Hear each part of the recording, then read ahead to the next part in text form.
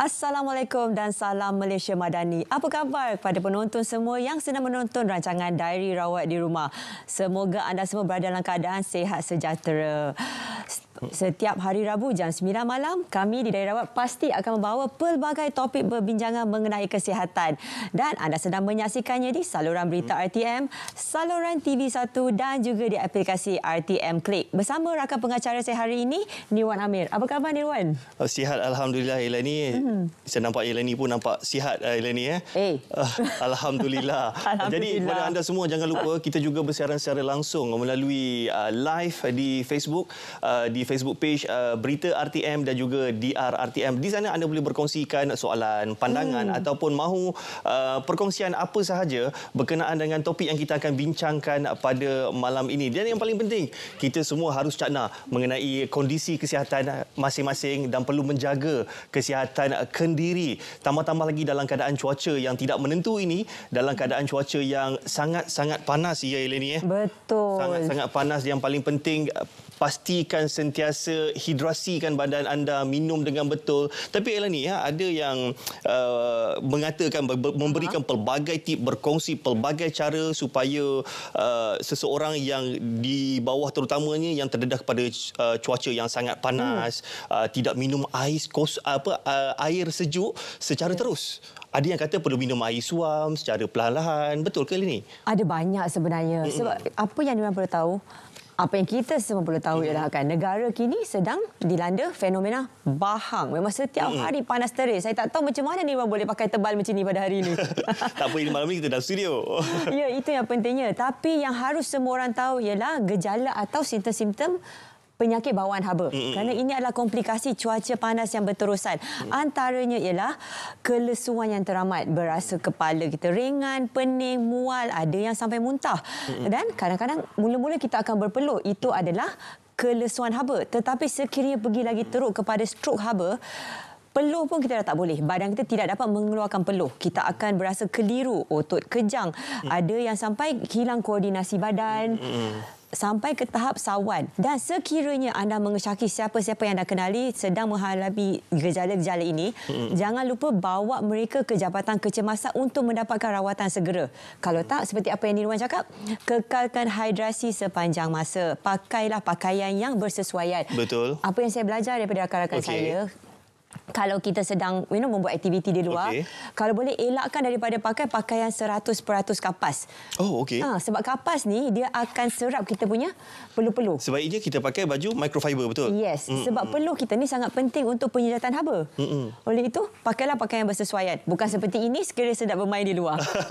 Dan dinasihatkan juga kepada anda semua yang mungkin dalam golongan warga emas, golongan kanak-kanak dan juga golongan yang berisiko untuk tidak terdedah terlalu lama kepada pancaran matahari dan juga berada di luar. Kalau boleh, perbanyakkan aktiviti di dalam rumah bagi mereka yang mungkin terpaksa ataupun suasana kerjanya di luar ataupun outdoor working environment, semestinya kena jaga. Pastikan pakai pakaian yang sesuai. Pastikan ada masa, ada senggat masa untuk mengambil rehat untuk di tempat yang berteduh. Dan kepada ibu bapa juga terutamanya perlu memainkan peranan supaya menjaga anak-anak masing-masing supaya tidak terlalu membuat aktiviti di luar sana. Ya, dan jangan balut bayi anda dengan selimut-selimut yang tebal. Sebegitulah. Jadi berbalik kepada topik yang kita akan bincangkan pada malam ini, satu topik yang berkaitan dengan darah, Eleni. Ya, betul. Thalassemia. Pernah dengar ke pasal thalassemia?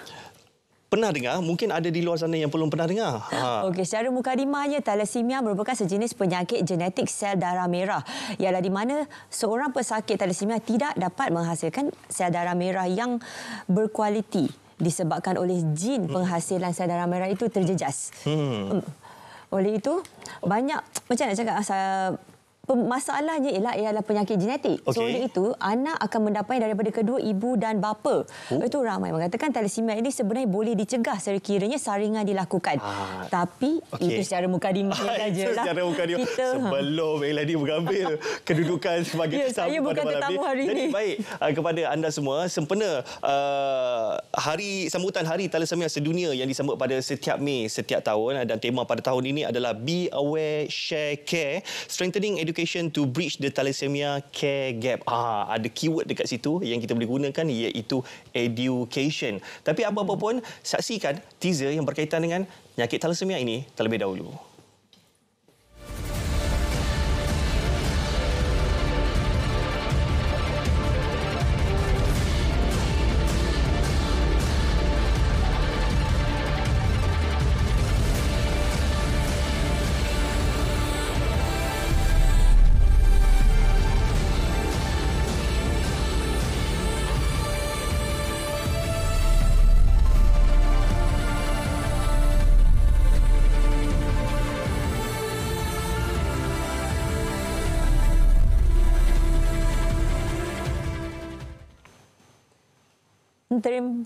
Terima kasih kerana masih bersama kami di program Diary Rawat. Dan hari ini topik perbincangan kita adalah mengenai thalassemia.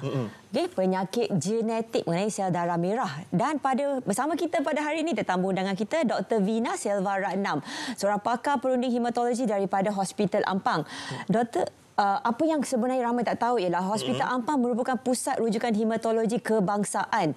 Dan sekiranya anda mengalami penyakit yang berkaitan dengan gangguan darah seperti anemia ataupun kanser darah macam leukemia, dan juga topik hari ini iaitu thalassemia, Dr. Vina lah pakar hematologi yang paling bagus untuk menjawab soalan-soalan anda.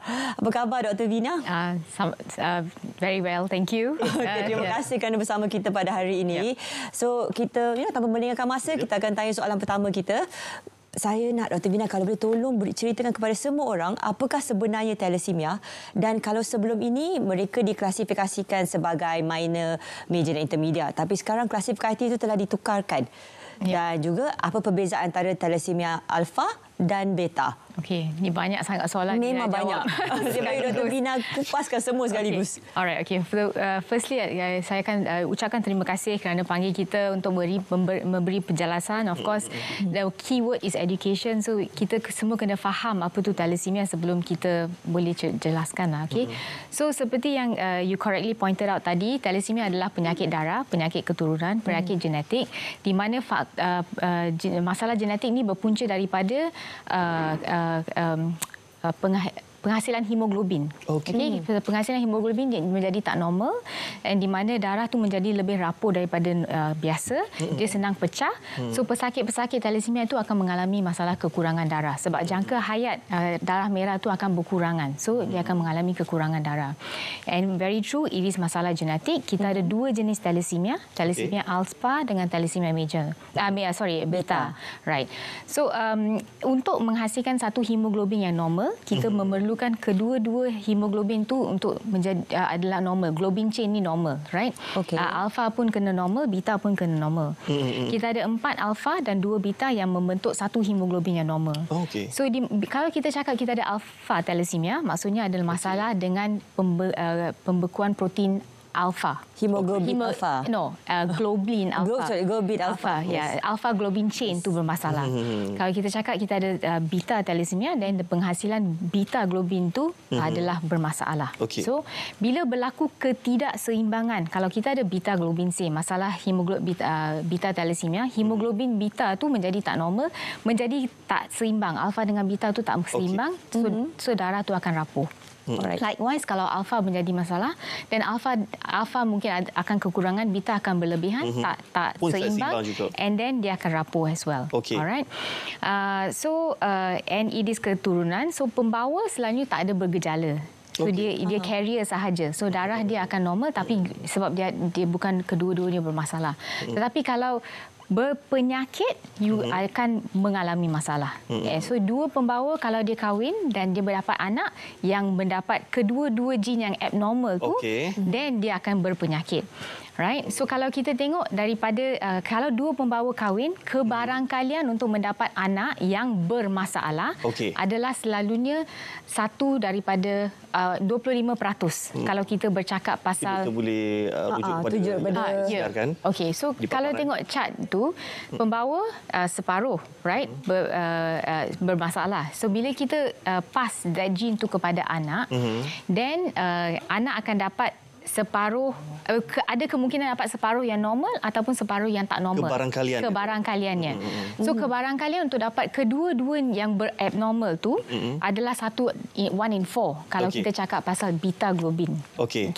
Alpha globin rumit sikit sebab dia ada 4 combination lah. Tapi secara keseluruhannya, setiap pregnancy itu kita cakap 25% chance of anak tu akan mendapat penyakit, akan dapat thalassemia. 50% tu akan menjadi pembawa. And satu tu maybe normal. Tapi tak semestinya kalau you ada 4 orang anak, satu penyakit, 2 pembawa and satu normal. Tak, sebab every pregnancy is different. Betul. So, kalau bernasib tak bagus, semua anak akan dapat thalassemia. It depends on which combination yang dapat anak tu dapat. So, ada kalanya bila kita cakap 25%, maksudnya maybe if I have 4 anak, only 1 will dapat. That's kadang-kadang orang rasa ada seorang je akan dapat. Secara matematiknya yang ringkas adalah macam tu lah.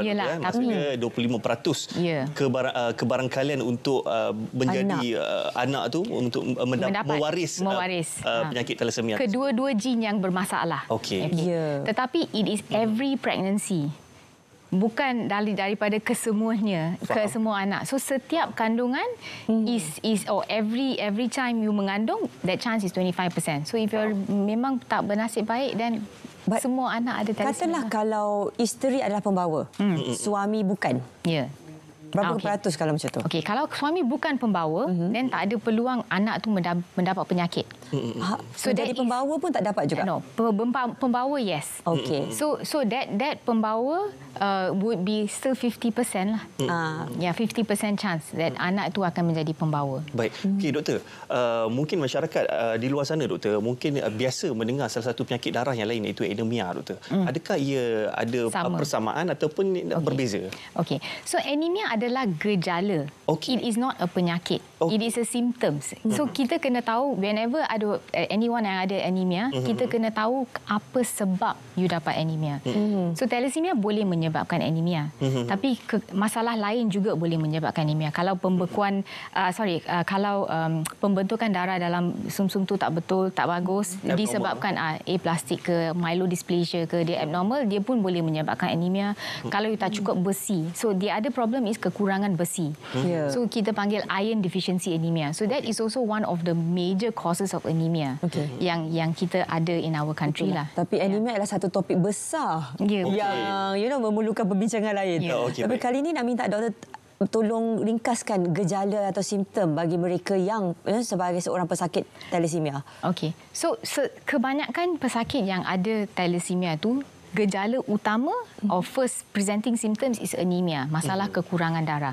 So, selalunya dia akan rasa letih, lesu. If you have thalassemia major or transfusion dependent, tu di mana kedua-dua masalah pembentukan darah itu tak normal, selalunya bayi the first 6 bulan dia ada hemoglobin F. Hemoglobin F tu tak perlukan your alpha and beta gene. Tapi bila dia bertukar kepada adult hemoglobin dewasa, that's the time dia akan dapat symptoms lah. So, usually dalam 6 bulan dan ke atas, kita akan nampak anak tu akan pucat, mungkin letih, tumbesaran dia tak betul.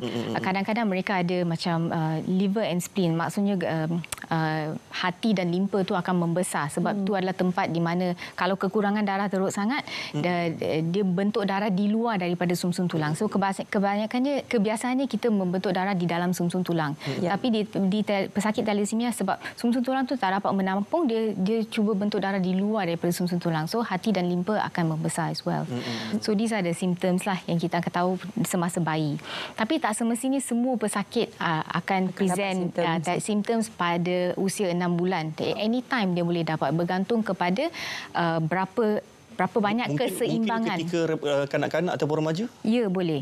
Adakah dewasa juga boleh tunjukkan simptom lebih kurang sama? Ya, boleh. Okay. Boleh. So kadang-kadang if you are in the thalassemia intermediate group di mana keseimbangan antara alfa dengan globin tu tak terlalu banyak, dia hanya nampak ketara bila kita ada demam ke, kadang-kadang bila kita demam darah akan lebih rapuh daripada normal.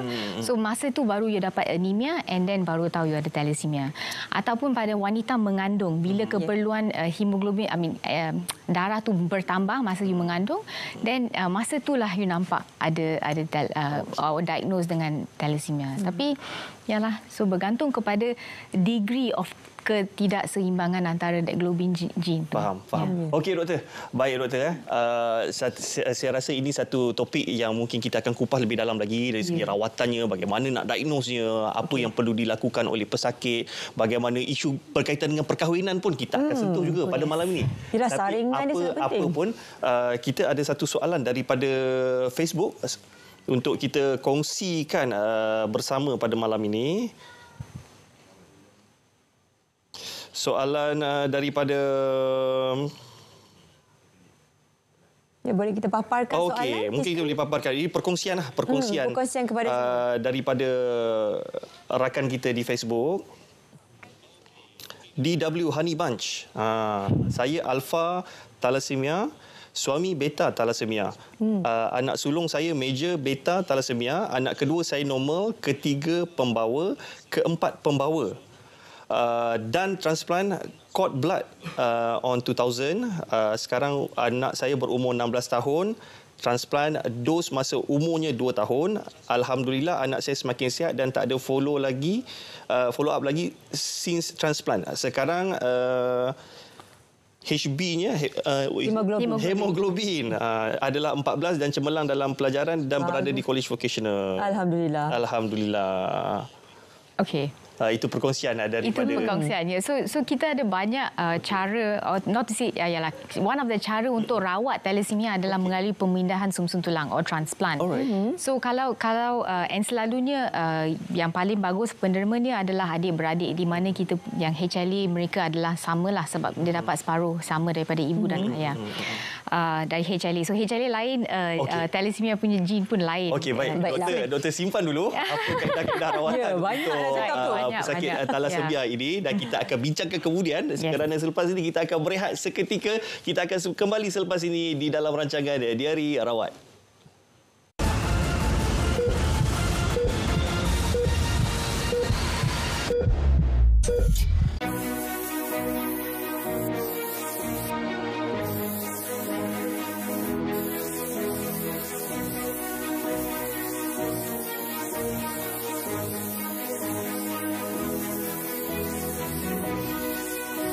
Sembur sebaik-baiknya, bertindak sekarang.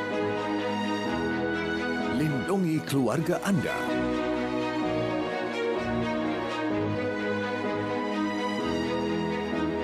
Bijak labur hidup makmur. Semua mahu kaya, tapi jangan salah langkahnya. Jika terpedaya hidup sengsara. Macam-macam sim yang ada, mesti faham mana gelabur. Lesen SC pastikan ada, silap labur, duit lebur. Ingin tahu produk sah yang ada, laman web InvestSmart jawabannya. Pesanan ini dibawakan oleh Suruhanjaya Security Malaysia.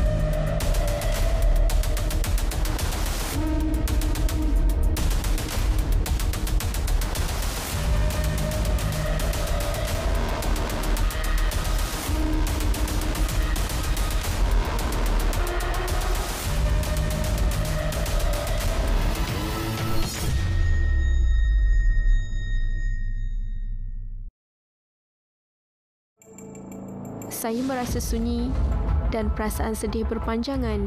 Saya sering menyalahkan diri dalam setiap permasalahan. Saya kerap mempunyai pandangan negatif terhadap diri sendiri. Awas!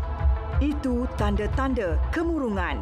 Jangan pandang remeh kerana masalah kesihatan mental di Malaysia dijangka menjadi masalah kesihatan kedua tertinggi selepas penyakit jantung. Jangan biar emosi mengawal diri anda.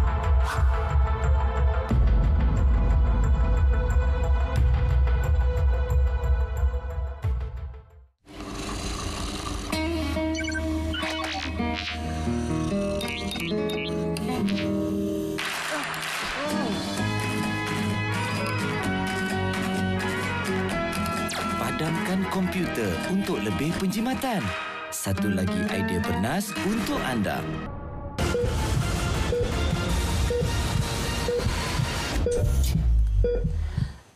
Terima kasih kerana setia bersama kami di rancangan Diary Rawat. Bersama kita hari ini adalah Dr. Vina, pakar protein hematologi dari Hospital Ampang untuk membincangkan topik mengenai thalassemia.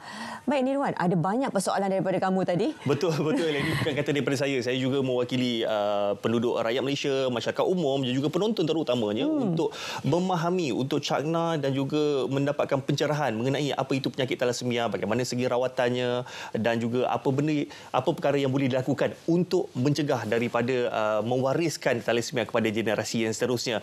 Jadi Dr. Vina, meneruskan perbincangan kita pada malam ni, ada satu statistik yang saya dapat daripada internet, di mana satu daripada 20 rakyat Malaysia adalah pembawa genetik thalassemia. Adakah ini satu perkara yang perlu kita bimbangkan ataupun adakah kadar ini semakin hari semakin meningkat saban tahun, dan bagaimana kita boleh kaitkan dengan perancangan perkahwinan terutamanya? Okay, so memang betul. Statistik dulu menunjukkan kita dalam we were about 1 in 20 dari pembawa, but I think recently ada juga yang menyatakan sometimes even as high as 1 in 10, satu dalam 10 orang adalah pembawa. Okay, so yang selalu kita selalu galakkan from pakar hematology point of view, kita cakap kalau boleh pembawa jangan kahwin dengan pembawa. Okay, that is the most important thing, because that's the only way kita boleh mencegah daripada mendapat thalassemia. Pembawa jangan kahwin dengan pembawa. Okay. Tidak digalakkanlah. Tidak digalakkan. Okey. Tetapi kita kena tahu kita pembawa apa dulu. Pembawa alfa ataupun pembawa beta. Right? Seperti yang saya terangkan tadi, the masalah berlaku because of tidak keseimbangan. So kalau pembawa alfa kahwin dengan pembawa beta, keseimbangan ini actually takkan berlaku terlalu banyak. So there is usually no problem. Not much of a problem. Kalau beta dan alfa. Kalau pembelainan pembawa, the chances of you dapat anak thalassemia major is actually tak adalah, tapi ada kemungkinan anak tu boleh menjadi pembawa kedua-duanya at the end of the day.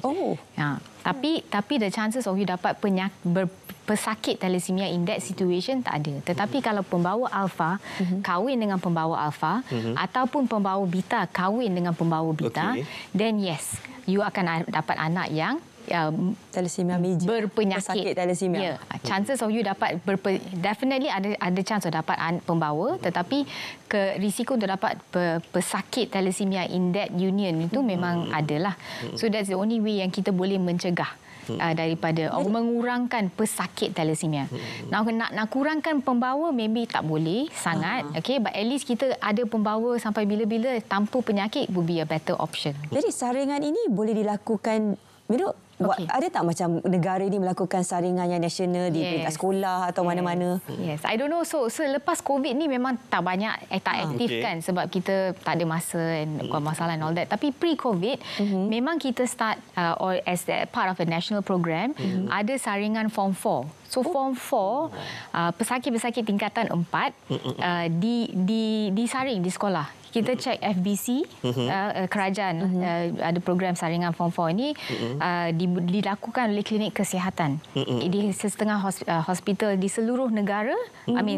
Klinik kerajaan, setengah sekolah. So klinik kerajaan ni pergi ke hospital, dia cek darah pesakit, Pelajar.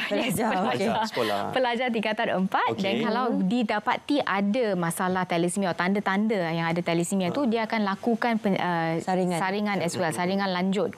And then pelajar-pelajar ini akan diberi kad sama ada dia pembawa ke, berpenyakit ke, jenis apa, alpha ke, beta ke, those kind of things, and dia akan diberi counselling as well. So memang ada. I think we went on for about 10 years sebelum COVID. Dan lepas COVID tu belum mulakan balik. Belum secara aktif lah. Okey doktor, dari sudut Jabatan Hematologi itu sendiri, kenapa umur 16 tahun? Adakah digalakkan lebih awal daripada itu?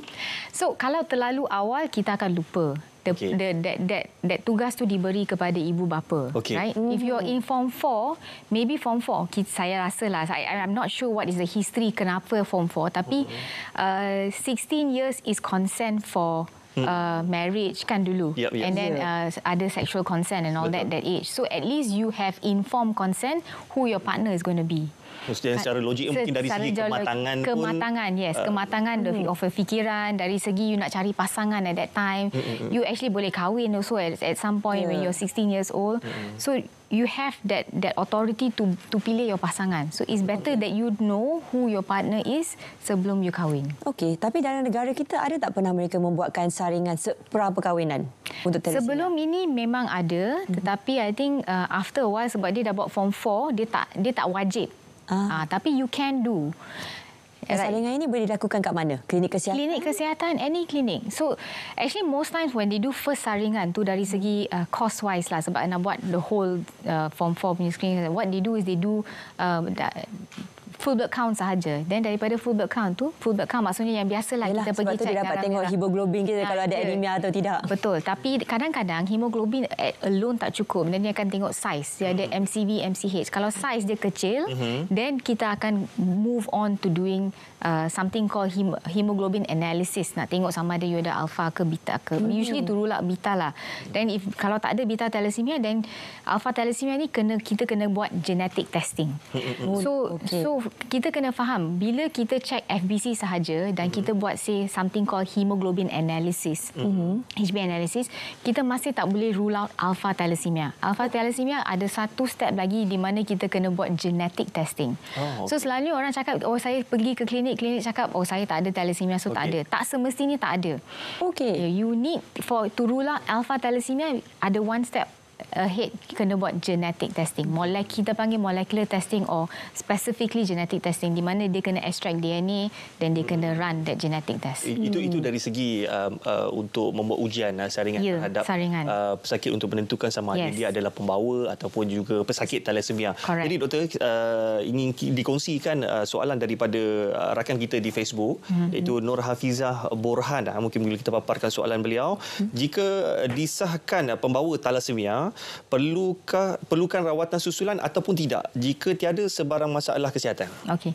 So kita mesti tahu sama ada kita betul-betul pembawa sahaja ke tak. Tapi kefahaman of pembawa is maksudnya you hanya pembawa, bukan berpenyakit.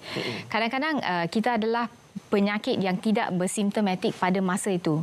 Kira kita masuk dalam golongan thalassemia intermediate, whereby you are non-transfusion dependent. Ya, tak perlu tambah darah and all that, tapi actually you ada masalah 2 gene. Ataupun you adalah penyakit, maksudnya you bermasalah tetapi tak ada simptom pada masa itu.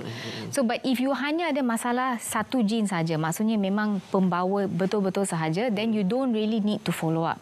Tapi tak semestinya pembawa tak akan ada anemia. Seperti kita cakap, anemia boleh disebabkan kekurangan besi. So you can have anemia disebabkan iron deficiency anemia. Tetapi it is not because of thalassemia. So if you are completely well, then yes, you tak perlu follow up. Tetapi sentiasa bear in mind that you adalah pembawa dan jangan kahwin dengan pembawa. Itu saja. Yeah, that's the most important thing lah. But you need to know you are pembawa jenis apa. A lot of people say I'm pembawa thalassemia tapi tak tahu dia ada alpha ataupun beta. Ya. So it's very important to know whether you are pembawa alpha ataupun pembawa beta. Very important. Jadi doktor, bercakap berkenaan dengan ini merupakan satu penyakit darah kan, dan juga penyakit genetik. Jadi mungkin soalan ni ada sedikit sensitif. Mungkin doktor boleh kongsikan secara ringkasnya ataupun secara ringkaslah berkenaan apakah jangka hayat bagi seseorang pesakit thalassemia. Okey. So cara kita rawat pesakit thalassemia adalah melalui tambah darah. Basically kita kena top up darah dia. Kita tak boleh buat apa-apa kecuali kalau transplant lah. Transplant is pada usia kanak-kanak, right? Seperti kita kata pemindahan susu tulang. Tetapi when you reach a certain age, we cannot do transplant.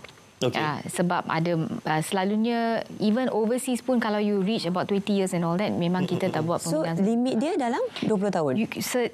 I'm not sure in terms of current state, tapi usually less than 5.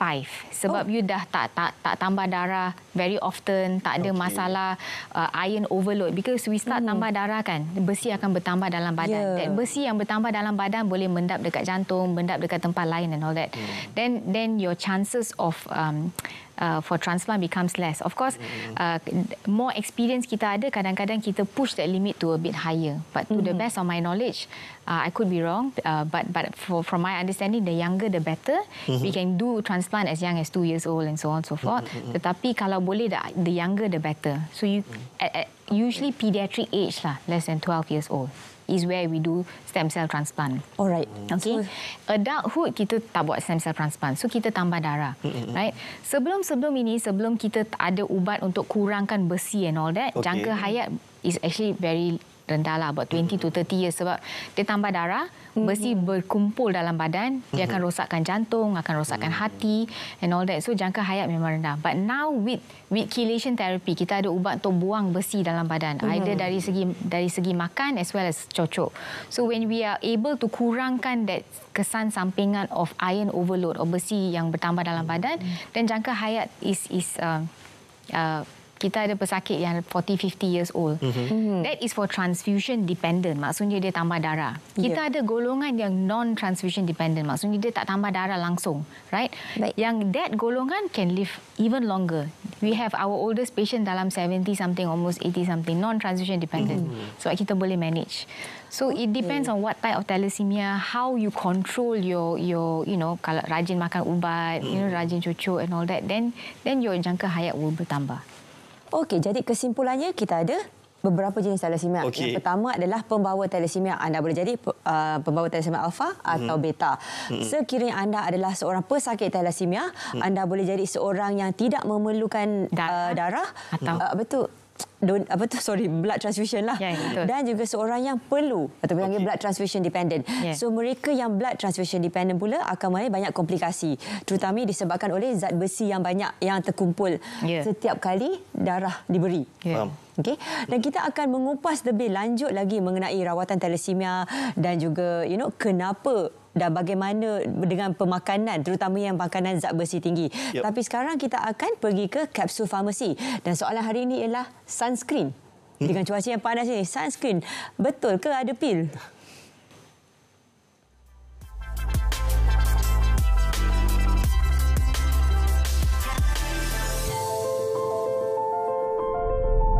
Semua untuk episod kali ini saya akan kupaskan berkaitan dengan isu sunscreen ada dalam bentuk pil ke? Okey, sunscreen ataupun pelindung sinaran matahari jatuh di bawah kategori kosmetik. Kita kena faham dulu apa itu produk kosmetik. Produk kosmetik ditarifkan sebagai bahan atau sediaan yang digunakan pada bahagian luaran tubuh manusia seperti kulit dengan tujuan untuk memperbaiki, mencantikkan, melindungi dan mengekalkan dalam keadaan yang baik. Sekiranya produk yang dipromosikan adalah dalam bentuk pil, iaitu diambil secara oral atau ditelan masuk ke dalam badan untuk tujuan mencantikkan, melindungi kulit, maka ia bukanlah produk kosmetik. Sebaliknya, ia dikategorikan sebagai ubat kerana diformulasikan dalam bentuk dosage farmaceutical seperti tablet atau kapsul. Tapi penting untuk ditegaskan di sini, tak ada pil yang diluluskan untuk kegunaan sebagai sunscreen. Jadi pengguna di luar sana dinasihatkan untuk tidak mudah terpedaya dengan mana-mana tuntutan atau dakwaan yang mengatakan bahawa pil boleh melindungi kulit daripada matahari. Tuntutan palsu seperti ini hanya boleh membahayakan kesihatan orang ramai. Hanya ubat topikal iaitu ubat sapu seperti lotion dan krim yang bernotifikasi dengan KKM sesuai digunakan untuk melindungi kulit daripada sinaran matahari. Jadi kalau ada sebarang pertanyaan lanjut berkaitan apa saja tentang ubat-ubatan, pesakit atau orang awam boleh menghubungi Pusat Panggilan Farmasi Kebangsaan National Pharmaceutical Center di talian 1-800-886-722 dari Isnin hingga Jumaat jam 8 pagi hingga 5 petang kecuali cuti umum. Kesimpulannya, tak ada sunscreen dalam bentuk pil dan pil atau suplemen sunscreen bukanlah pengganti kepada sunscreen yang disapu pada kulit.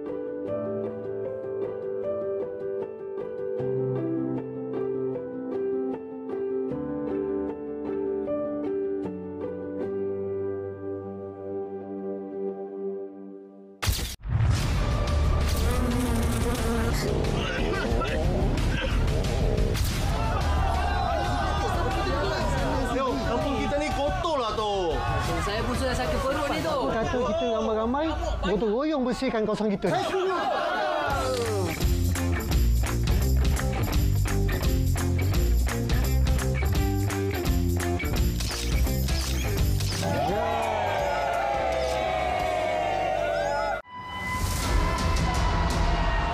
Ayuh, saksikan Selamat Pagi Malaysia khas secara langsung dari Dataran Pahlawan Melaka pada Ahad 14 Mei 2023 bersempena sambutan Hari Anggota Bomba Sedunia 2023 bermula 8 pagi semestinya di saluran TV1 Berita RTM dan RTM Click.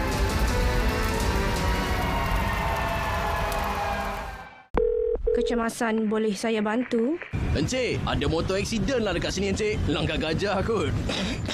Encik, ada kebakaran lah di alamat 5 Jalan Tembikai Shah Alam.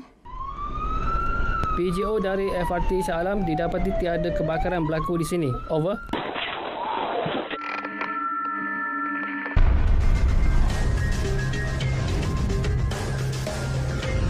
MERS 999. Gunakan dengan berhemah. Himpunan peristiwa, kisah suka duka, konflik antarabangsa. Terkini kami rangkumkan secara komprehensif terus ke kaca TV anda. Saksikan Berita Dunia Isnin hingga Jumaat 11 malam di TV1 dan saluran berita RTM. Anda mahu berbayar internet mudah alih pada harga yang murah? Satu lagi inisiatif kerajaan perpaduan di bawah KKD untuk golongan B40, penjimatan 22% dengan harga RM69 sebulan. Berkelajuan 30 Mbps bersama data tanpa had. Pakej perpaduan internet semuanya ada untuk anda bermula Mac 2023. Pakej perpaduan internet untuk semua.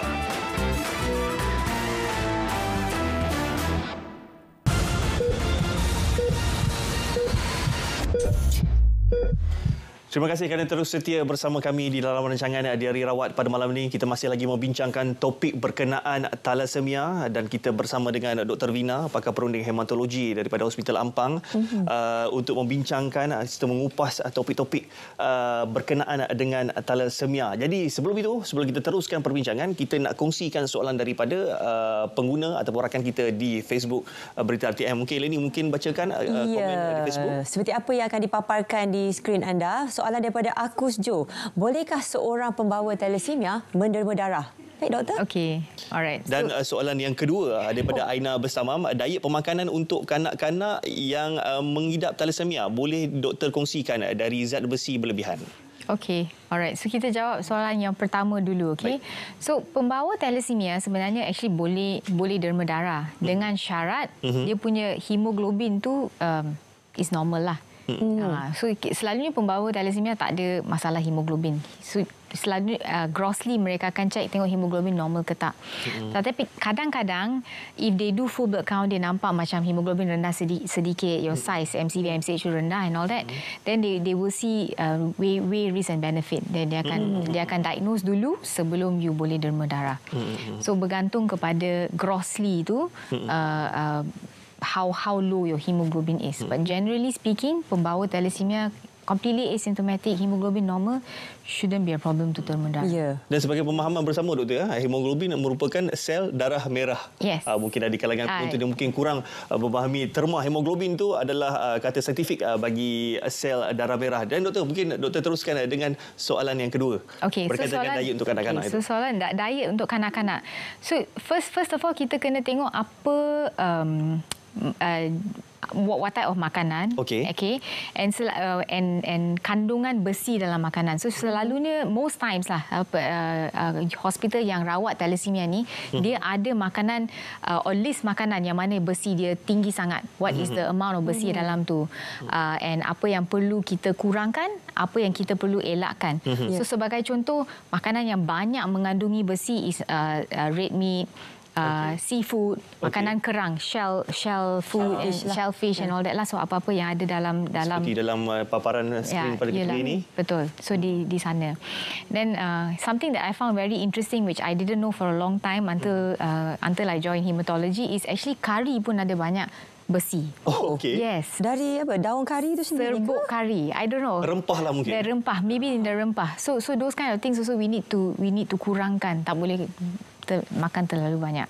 So dietitian di mana-mana hospital ni akan memberi nasihat kepada semua pesakit thalassemia. Correct, yeah. Antara satu lagi soalan ialah kebanyakan orang akan mengambil multivitamin dan multivitamin ini juga mempunyai zat besi yang tinggi. Yes. So adakah mereka patut hindarkan daripada mengambilnya? Kalau if you are pesakit thalassemia, you need to definitely kurangkan multivitamins. Okay, so multivitamins is important. The other thing is vitamin C. Because vitamin C actually increases absorption. Dia tolong meninggikan penyerapan zat besi dalam usus. Okay. So pesakit thalassemia, when you memang tinggi zat besinya, kita memang tak galakkan makan vitamin C, kecuali kalau you cocok Desferal ataupun you ambil ubat untuk kurangkan besi. Faham. Pada masa tu, then we suruh cocok Desferal. Untuk Desferal adalah ubat untuk kurangkan besi. Makan bersama-sama dengan vitamin C supaya dia keluar lebih banyak daripada badan. Okey. Yes. Maksudnya dekat sini doktor, bagi macam doktor ada sebut berkaitan dengan kari, itu sebenarnya yang sangat menarik kan. Bagi mungkin penggemar nasi kandar doktor kan. Yes, maybe. Bagi penggemar nasi kandar di kalangan pesakit thalassemia perlu kurangkan. Lah. I mean this one you kena baca semula, but there's something that memang kandungan dia quite tinggi. One of the higher kandungan besi in our list of pemakanan. So boleh ambil tapi jangan secara berlebihan. Kena pergi makan kari saja. Kalau setiap hari nasi kandar, esok roti canai dengan kari, tak boleh lah. Itu kalau bukan orang yang pesakit thalassemia pun bahaya kan. Doktor. Jadi doktor kan, mungkin kita nak bercerita sikit tanggungjawab masyarakat doktor dalam sama-sama nak mencegah pewarisan penyakit thalassemia ni kepada generasi seterusnya. Yeah, that's why it's important sebelum you kahwin. Saya selalu cakap lah, with pesakit kira bergurau lah. Sebelum nak cinta tu atau sebelum nak kahwin tu, minta dulu saringan your hemoglobin. Yalah, it's very very important because you want to say show me your full blood count ke you ada membawa thalassemia. Dulu senang sebab dia dah screen form 4 kan, just tunjuk your card thalassemia, you ada pembawa ke tak. Tak ada pembawa, then no problem.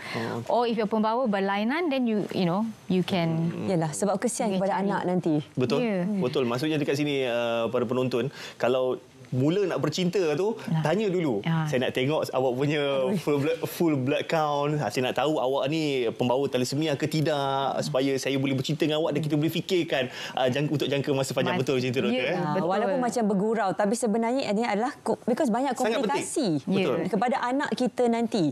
Dan kasihanlah untuk mereka. You know, actually kita cakap cinta tu buta, tetapi we don't understand that when you have anak yang ada thalassemia, the whole psychological process yang berlaku, ada yang bercerai also after that. They separate and all that because it can be quite traumatizing. So, you know, it's something that sudah tahu, kalau boleh elakkan lah. That is the most important. Sebaik. Moving back to that soalan pasal anak yang ada thalassemia tu, I think if your anak is already thalassemia, it is not mainly about pemakanan, but at the end of the day, it is more of rawatan. So you kena rajin rawat your anak. I think that's the most important thing. Pemakanan. Seberapa kerap, doktor, untuk anak tu mendapatkan rawatan? No, rawat maksudnya memang rawatan yang kita bagi for kanak-kanak yang ada thalassemia, most times kalau tak transplant is tambah darah, kan, blood transfusion. But untuk kurangkan besi, so you kena rajin bagi your ubat kurangkan besi, cucuk Desferal ke, makan Feriprox ke, Xjade ke, bergantung kepada mana. That's the most important. Sebab dari segi makanan, the amount of besi yang kita boleh serap dalam usus is actually not very much. Of course, kita suruh kurangkan as much as we can, right? Tapi penyerapan daripada usus is not much. Yalah, berbanding dengan tambah darah.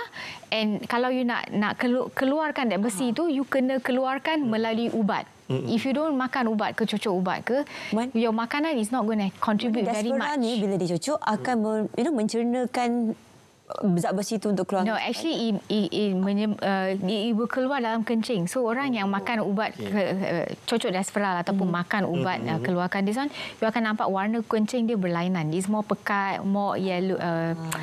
Usually it's orangey lah, It's like very pekat. So you know, kalau dia tengok kencing, you know already whether dia makan ubat ke tak, atau dia cucuk ke tak, because it comes out in your urine. Senang nak kantul pesakit. Dia akan detox melalui urine, doktor. Dia akan dikeluarkan melalui urine. Urine colour will change. Dan berapa kerap cucukan Desferal ini sebenarnya? Actually bergantung kepada how high your besi is. By right, if you can cucuk every day, that would be the best. Because you can actually keluarkan sebanyak yang mungkin. But for convenience sake, kita selalu cakap at least cucuk 3 times a week. You know, tapi the more the better. If you can cucuk every day, would be the best because you just you know. Ini dicucuk dia macam insulin yang boleh cucuk dekat rumah lah. Ya, betul. So Desferal usually ubat tu dicucuk di bawah perut, subcutaneously, disambung kepada mesin. Mesin yang kita bancuh ubat, letak dalam mesin tu akan, it's like an infusion pump.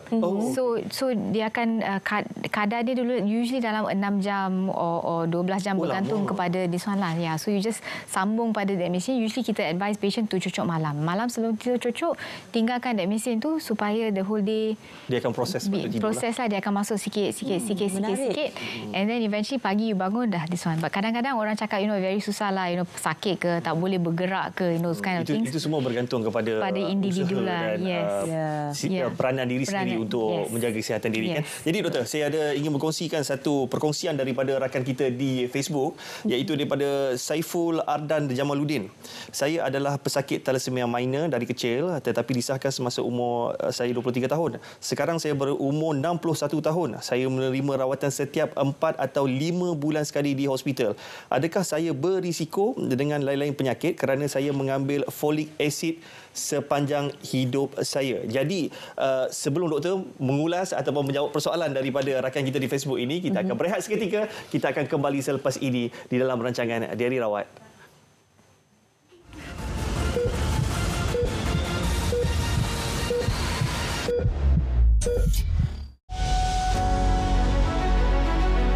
Negeri Sabah dan Sarawak terus meraih menang besar kerana ketinggalan berapa lama, dan oleh itu peruntukan bagi Sabah ada 6.5 bilion dan Sarawak 5.6 bilion ringgit.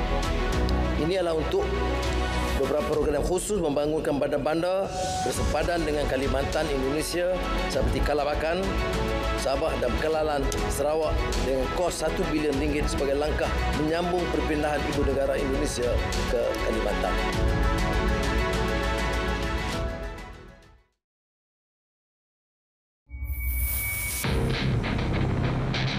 Fatimah sebenarnya tak pernah dengar pun perkataan bipolar disorder tu. Dia kena pergi hospital, dia akan sedut.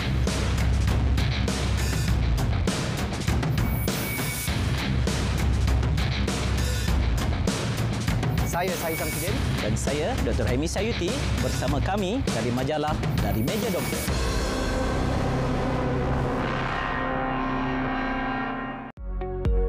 Malaysia Madani adalah panduan, ikhtiar holistik dan dasar pentadbiran yang berteraskan kasih sayang.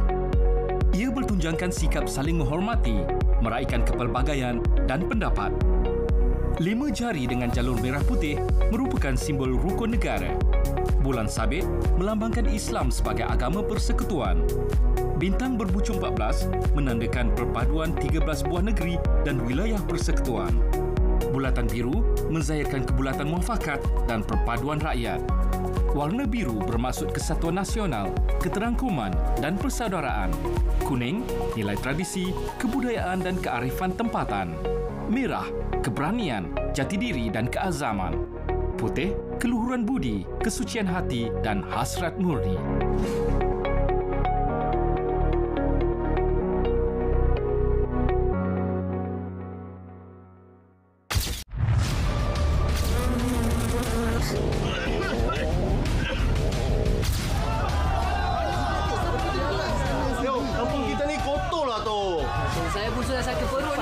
Kita ramai-ramai gotong royong bersihkan kawasan kita.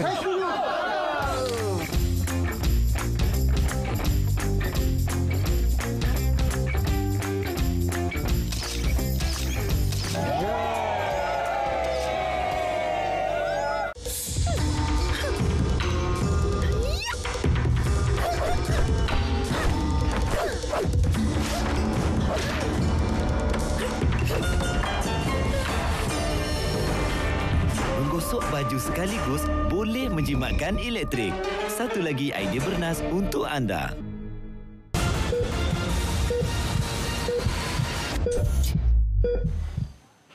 Terima kasih kerana terus setia bersama kami di rancangan Diari Rawat pada malam ini. Kita terus membincangkan mengenai thalassemia.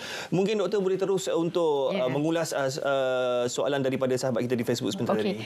So I think yang paling penting yang kita kena tahu is kenapa kita makan folic acid. Okay, folic acid bila darah tu pecah, folic acid besi dibebaskan. Besi akan duduk dalam badan tapi folic acid akan keluar. So sebab itu kita semua pesakit thalassemia not really pembawa tapi if you're intermediate memang kita suruh makan folic acid sebab your keperluan folic acid tu memang bertambah. You perlu folic acid untuk membentuk hemoglobin yang normal. And folic acid is just folic acid. Dia tak akan membawa masalah additional. So you tak akan dapat penyakit disebabkan you makan folic acid sepanjang hayat. But as normal you will have risiko to dapat penyakit bergantung kepada your own risiko. So if you ada keturunan of diabetes, you will get diabetes. Keturunan hypertension, you get hypertension. Can get gout, can get anything. Bergantung kepada your lifestyle. Ada inheritance lah penyakit keturunan yang lain. So as anybody normal, you will have that risk. Tetapi kalau you are intermediate, thalassemia intermediate, then it's a different thing altogether because even thalassemia intermediate or non-transfusion dependent thalassemia, darah dia tak normal. Dia rapor lebih cepat daripada biasa. Not pembawa tapi intermediate. Maksudnya you ada pembawa. Kedua-dua bermasalah. Then you ada risiko dapat iron overload as well. So besi boleh bertambah extra daripada normal, daripada pembawa. So besi berlebihan boleh mendap and that increases your risk of dapat penyakit yang kelebihan besi. So you need to go and check and see sama ada you are. The reason why I'm saying this is ramai yang cakap dia pembawa tetapi actually dia golongan yang non-transfusion dependent thalassemia. Dia adalah berpenyakit tapi tak perlu tambah darah. So dia dalam fikiran dia pembawa sebab dia tak perlu tambah darah. But actually dia penyakit yang berpenyakit tapi tak perlu tambah darah. That's all. So that's important to know lah in terms of differentiation. Okey doktor, satu lagi soalan daripada sahabat di Facebook Sabrina Aziz Khan. Sekiranya pesakit memang dah terima Desperil dan dah buang limpa, dan apa lagi cara untuk kurangkan zat besi? So kita ada beberapa kombinasi ubat. Desperil is ubat cucuk. Kita ada ubat makan as well. So usually kita combine ubat makan dengan ubat cucuk together. And kalau memang tak cukup, besi bertambah juga, then of course kita boleh adjust dos ubat untuk kurangkan besi. Of course baru-baru inilah new this past few years ni kita ada ubat baru di mana kita boleh not semua orang akan respond to that medication, but new medications yang akan help to maturekan your red cell dalam badan. Faham. So kalau that ubat can mature the red cell dalam your badan, help with the process of pematangan red cell, then kita mungkin boleh kurangkan pergantungan kepada tambah darah. In that sense, maybe indirectly you akan kurang besi as well.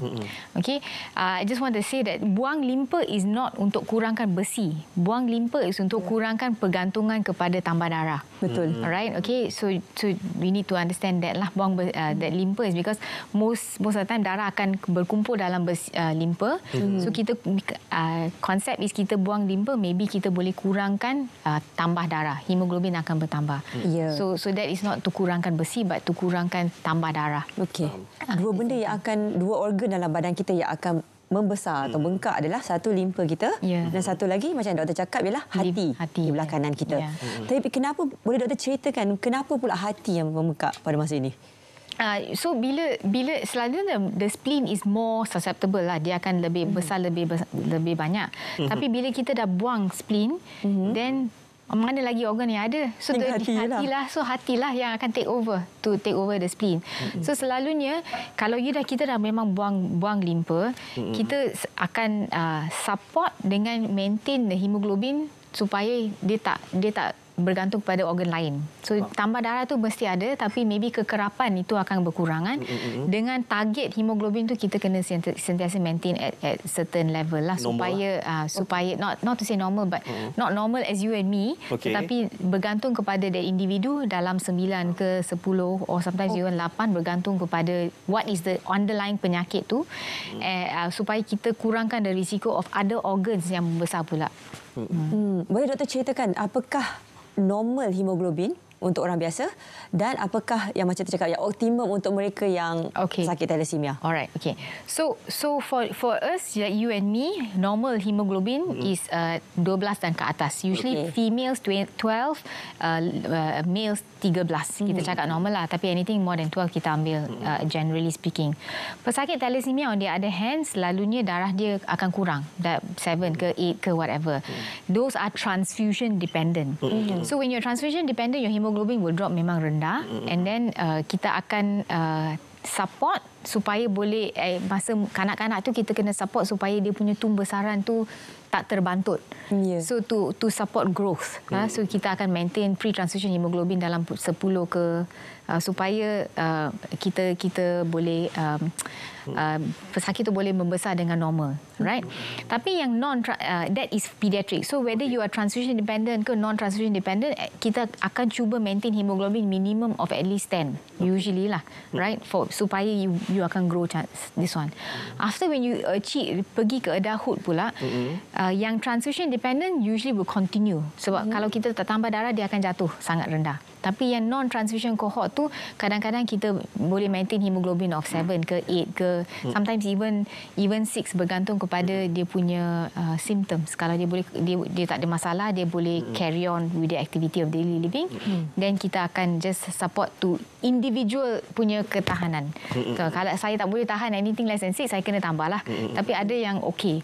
But at the same time, kita kena monitor for komplikasi as well. Because kalau rendah sangat pun, spleen akan membesar, those kind of things. So all this kita usually individualize. Kita tak ada macam target for everybody the same for non-transfusion dependent. Setiap orang itu berbeza. Ya, betul. Jadi okey. Baik doktor, sebagai penutup untuk malam ni doktor, seberapa serius thalassemia di kalangan rakyat Malaysia dan mungkin sedikit kata-kata nasihat dalam usaha bagi mengelak dan juga mencegah thalassemia daripada terus diwarisi generasi seterusnya.